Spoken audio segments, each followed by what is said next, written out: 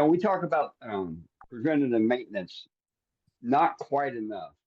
And so it's, something that I would like to, get a little segment in, every week, if we can get somebody to, bring something up about a piece of equipment, um, that we can do something real quick to fix or prevent something from happening.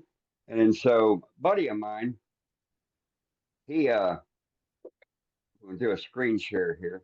He sent me a photo of what he found when he had a problem with his electrical switch not working on his lathe. He'd turn it on and the lathe wouldn't work, and he couldn't understand why. And then he opened it up, and this is what Oh, he found wow. inside of it. Oh my Yeah. word. It was Yeah, just, that could do it. Yeah. and so That all could also start a all hell of a fire. Yeah. Well, right? Yeah, amen. You talk about a fire hazard right there. But every one of our switches, from our table saw to our scroll saw to our grinders, they're all made crappy. They're not airtight. You can do things if you want to keep the original switch together. You can take Saran wrap and create a seal. You can use hot glue to seal off.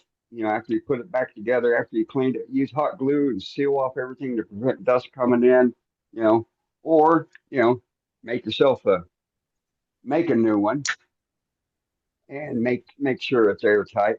But at a minimum, every couple months, I'd be opening up my switch, and blowing it out.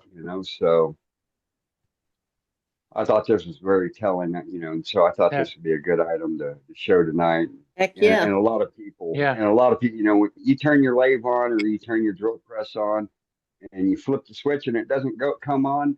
9 times out of 10, it's because you got a little bit of crud in there and it's covering up one of the jumpers or blocking one of the electrodes, that's being connected. Blow it out, you know, flip it back on before you put it back together. If it works, make sure it's clean, put it back together and seal it off, and then you won't have this problem anymore. Yeah, that was especially true with my old 14-inch Harbor Freight bandsaw. The switch in it is horrible and it's not sealed, and it would fill up with sawdust, and I'd have to take it apart about every 3 months. I got Just a, And clean it up. that was a Nova lathe, by the way. I got Yeah. That doesn't surprise me. a club member that they bought a lathe, not a lathe, but a bandsaw. He got it cheap because the thing wouldn't run. And what they did, they took the motor apart and it was just full of sawdust. They blew all that Right. sawdust out of the motor and they flipped it switch and it ran great then. Yeah, amazing what'll happen when you open up those windings. Yeah. Yeah. It's interesting. I saw that posting about that lathe on Facebook, I think Right. it was. And he said, Yeah. no more Novas for me. But, it's kind of unfair because it's not just Nova. It's a lot of different brands that have that Right. problem. Yep. I've seen people with Powermatics with the movable controls that have that problem. Oh yeah. Yep. Yep. Oh, I remember. That was I my remember power. the old switch. I remember the old switch on my Powermatic. Here. Before I built a remote switch, I'd all the time have to open it up off the lathe bed there and clean it out. I never had two mine, but now that I've made mine long distance like that, I don't have to worry about it ever again because Yeah, likewise. there's no way that dust is getting in that little electrical box because it's sealed with a gasket. Right. Yeah, that's Figured what I've it got. needed I've got air. mine sealed. Yep. So We've got 3 of Yeah. those little Nova lathes for remote demos. And I did my maintenance demo last month at our meeting, and I wish I would have used one of those because I saw that on Facebook and I could have said, take it apart and blow it out. So, right. Yep. uh, On the next one. The next one, yeah. That way you'll have something new to show Oh, if the club hears I'm doing another one of those demos, they'll all stay away, so I won't have to worry about it. Right?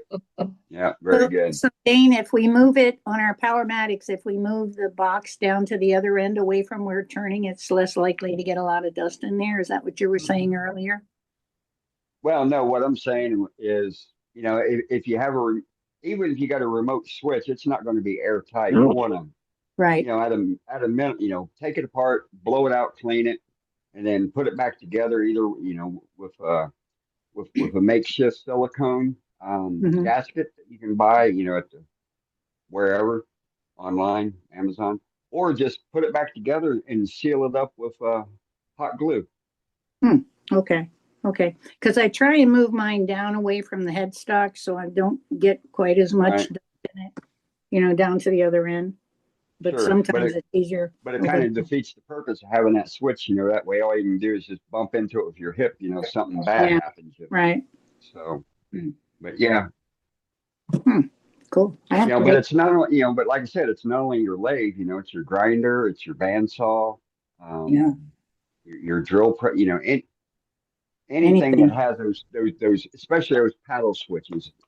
One, they're just they're made horrible. Yeah. They don't put a lot of money into those switches. Yeah. So, Yeah. And like my little Turncrafter lathe has a safety key in the switch. It has to be all the way in or it won't work. uh-huh. And every so Right. often I have to pull the key out and clean where the key goes in or the key won't go all the way in.